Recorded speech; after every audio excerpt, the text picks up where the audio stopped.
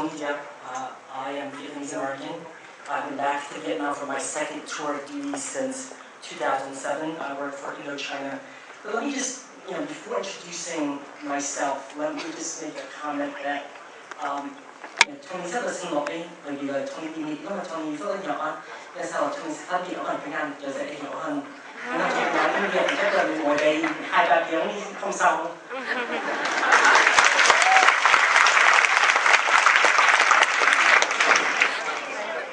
I'd also like to add to what Lynn was saying.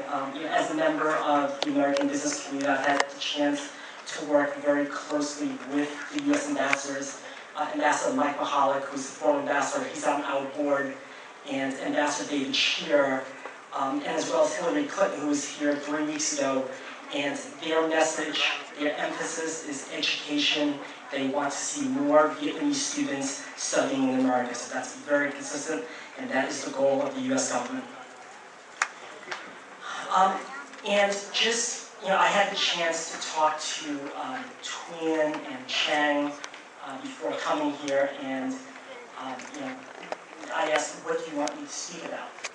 And they said, well, why don't you start at the beginning?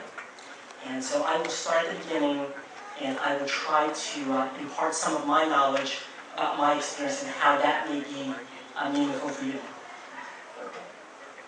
Okay. So my mother and father, they were born in Hanoi, Hanoi, Hưng Yên area. They left in 1954. Like many of you, my father went to study in the United States in 1968. He went to the University of Wisconsin and NYU for his master's and his PhD. I was born in 1970. 7 days after I was born, my father went back to study in the United States. So what that means is when you're studying abroad, there are sacrifices that you have to make.